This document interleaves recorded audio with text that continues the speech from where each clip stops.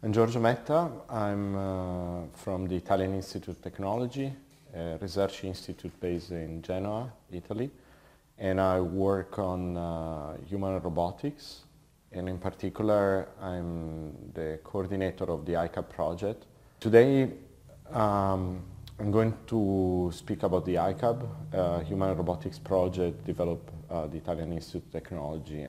So the next question we like to ask is about the future of the ICAP project. We've been running the project for now about 10 years, and we evolved the robot from the initial version 1 to a version 2, which is the robot we're using now, and now we have two possible alternatives, and we're actually following both of them.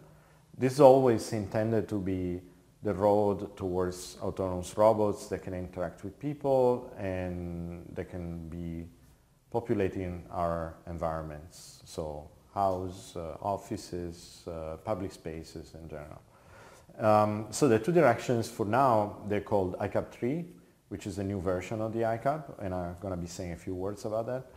And another robot that we called at the moment doesn't have a name, it's just called cost-effective robot. The reason for this is that we realize the ICAP is fairly too expensive, and building a robot that is cheap and high performance may have requirements at the design level that are quite new and interesting, in fact. So we started these two projects simultaneously. About the ICAP 3, it's an open source project, so I can say a lot. About the cost-effective robot, I cannot show pictures, unfortunately, at the moment. Also because there's a potential commercial exploitation of this robot, because it's a completely new platform, new design, and you know it's a bit different philosophy. It's going to have an open source interface, but not necessarily the design will be open source as the ICAP. That's still to be decided. And also, it's not very much like the ICAP. The ICAP is really a robot for research, full humanoid. This other one will be humanoid in part, but with certain shortcuts. So it cannot have a face because the face of the ICAP is fairly too expensive. I mean, there are too many motors, too much stuff in there that it made it awfully expensive. While for this robot, we're seeking a cost target that is maybe 20 times cheaper than the ICAP. So it's the cost of a small car. And we're not doing production, so it's really a lot cheaper, completely different technology. So for instance, the gears we use on the ICAP cost maybe 1,200 euros each, and on the cheap robot definitely this is out of question. So we're using gears that are maybe 100 euros each, but maybe less, maybe 50 is more likely. So there's a lot of different design that has been done.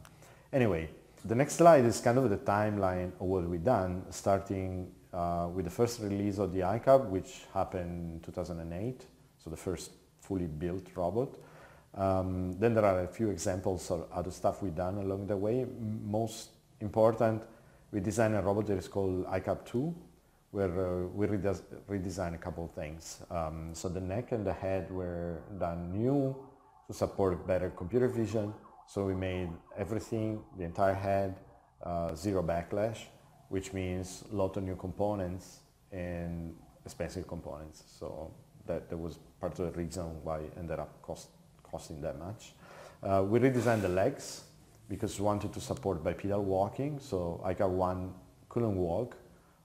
It wasn't strong enough for that. And in fact, all the experiments were with the robot crawling at that time. We also redesigned the legs once more in a release of the robot that is called 2.5, where the robot has sort of a new technology, or technology that existed before but is new for the ICAP, that implements joints in a configuration that is called series elastic actuators, which means that the motor is coupled with a spring that controls stiffness. It's been designed sort of to absorb impacts and to make certain type of controllers easier. And that was another step that we developed starting mid-2012. And more lately, we designed also an expressive face for the ICAP, which means with mechanical facial features, which has been used in experiments in human-robot interaction experiments, but also experiments where the robot is speaking, and so it needed proper lips to simulate the speech and to trick the viewer that what it's actually saying is a production of a proper articulatory movement of the mouth, let's say. And then starting 2013, we developed the iCub 3, which is supposedly finished. We are now building, or it's almost finished, to build the upper body, and the lower body's design is under construction. So end of the year we estimate to have a first prototype of this new robot. It's going to be slightly taller and with new designs, and I'll go through that in a moment. And then beginning of 2015 we started with the cost-effective robot, which is, as I say, it's completely new design. I'll discuss that in the context of I think what is required in terms of material technologies for robotics. So I mentioned this iCub 2.5, so the series elastic actuators. So the next slide shows basically how this actuator is made. It's a standard motor,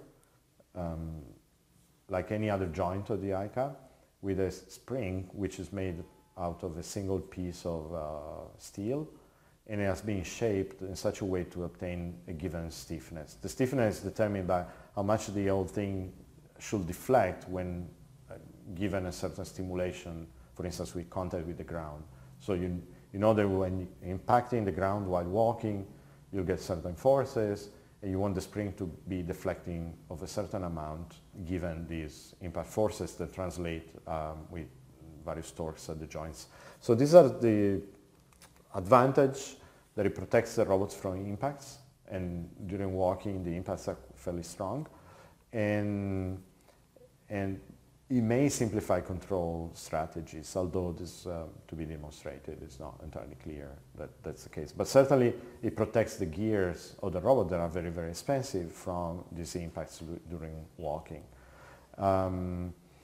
People have been thinking that having springs may also help storing energy, but the spring in this case is so stiff that the deflection is so small that the energy stored is negligible. So it doesn't contribute really to the overall efficiency, and also the fact that even eventually the, let's say, the return energy due to the spring ends up into the gear, which is a high friction device, so most of the energy will be lost anyway. There's no exchange between the motor and the output of the joint. iCub 3, so the design goals were, first of all, to make it more autonomous, so be running on battery, and connection will be Wi-Fi, gigabit Wi-Fi. But mostly what we wanted to obtain was enhanced robustness. So for instance, one part of the redesign involved the fingers. We noticed that on the old iCub, the tendons that drive the fingers tend to break too often, and so we made modifications to improve the routing of the wires so that they don't slide too much, so they don't break because of friction. And there was quite a complicated modification. And of course, we wanted to increase walking capabilities, because that's a domain we're moving into quite a lot now. And this required a complete redesign of the legs, because now we know the requirements and we started thinking how fast the robot should go, how fast the legs should be moving. And that in turn requires more powerful motors, and it basically amounts to a complete redesign of the legs mechanics. The robot will be a bit taller also. Wanted to have a bit more space for sensing, so we didn't want a robot as cramped as the original one, and also more space for the batteries and all these new components. And we're adding an extra CPU internally to the robot. So all this sums up to a slightly bigger robot, but not that big. It's going to be only 120, while the standard iCub is 105, so it's only 15 centimeters in difference. And the next slide is the actual CAD design at the moment of the robot without the outer covers. So you see the full design of the robot. We electronics and everything that has been done so far, basically. And one thing that we had to do on this robot was, since we removed the tendon-driven actuation in most places, we faced it with the problem that if the robot impacts the environment, there's no way you can compensate, because by the time you sense the impact, it's very likely that you break already the gears. And the gears, as I said, is one of the most expensive components on the robot. So on the older robots, the weakest point was the tendons, so the cables. So breaking a cable is inexpensive. It's a bit annoying because you have to fix it, but per se it doesn't cost you much. It's not a lot of money. While on this iCab, there are almost no tendons apart from the fingers, and which means you may be breaking a component that is 1,200 euros in cost. And so what we done was to design a friction mechanism that was placed as output to most joints, that in case of impact will actually slide. So if it goes over a certain overall torque at that joint, it will slide and will basically save the gear from most part of the impact. That's the idea. And the slide shows how the mechanism has been developed. It's basically two sets. There's a conical coupling that, where the two parts in this particular shaped component can slide over each other. And they kept together by friction. These are two metal parts. And there's a set of screws to actually tune the threshold over which the whole thing activates. And the next slide is functioning of this system in some of the tests we run so far. And it shows basically particular experiments. So CISAs are time, and that's a particular joint being activated, and the ordinates are the torque. So you see that for certain, once the joint reaches a certain amount of torque, like a certain maximum over a movement, which in this case has been set to about 30-something Newton meters, it slides and brings the torque back to a smaller value, which is within the limit of the gears. So this basically prevents, in case of impact, damaging the gears, because that amount of torque never reaches the gear, as it's brought down by the sliding of the friction mechanism. This is what is shown in this plot. Then we moved into the design of this new robot that we call the cost-effective robot. We call it also the plastic robot because the initial idea was, why don't we get rid of metal altogether? I mean, why do we need to make a robot in metal rather than in plastic? Plastic will be easier to print, easier to fabricate. You can use mold-based techniques. So there's tons of cheap techniques for designing a robot, for building components in plastic. The problem with plastic, we get through that, and also I'll show you why we can actually do a full plastic robot at the moment, so far, but we're not giving up. So first of all, there's a new design paradigm, because if you design in plastic, you cannot use screws as you do in metal. There's a lot of different things that have been done. The materials are not the same, so even the thickness of the material has to be revised completely. So it's not just taking the iCab and making it in plastic. It doesn't work simply. The iCab was designed for aluminum, steel. It has to stay that way. On the other hand, this robot can get lower cost. So the technology for, let's say, the medium scale to large scale production for a robot that is made of these new materials will allow for a robot to cost 10K rather than 250 or 12K, whatever. And there's also the possibility of reducing weight. So weight of metal compared to weight of plastic is a factor of 5 or more. So polymers are a lot more lightweight than metal. And this may account for a weight reduction, which is a positive factor because the robot is safer, can do less slot damage if it's lightweight, and also it has to bring less weight, which means the motors can be smaller, so this entire design cycle that can go in optimizing weight.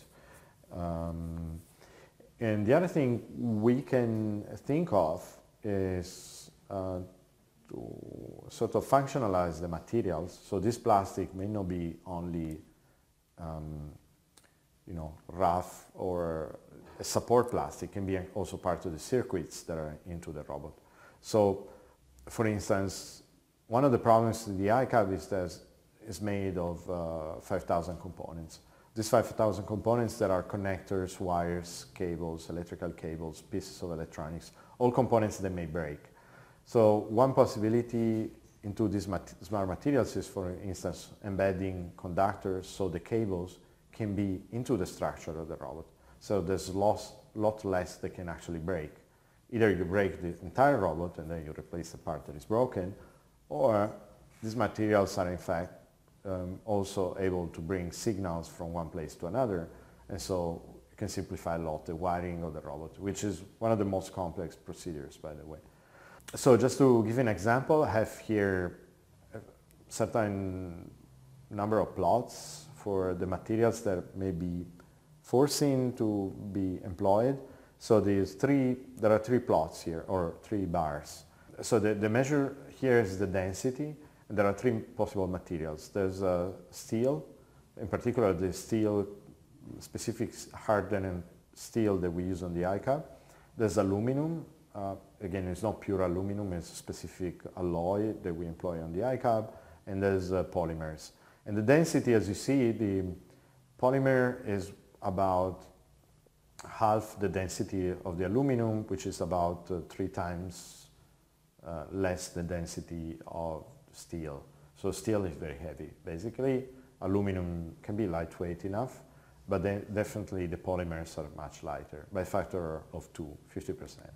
Unfortunately, it's a problem because the tensile strength of these materials also changes quite a lot. So the steel is by far the strongest, then aluminum, and then polymers. So polymers at the moment are 5 times, maybe more than 5 times, maybe 10 times weaker than steel, and maybe about 5 times weaker than aluminum. So there's a factor of 5 to be gained, and the current materials, the current polymers, are not doing it. So there's room for improvement.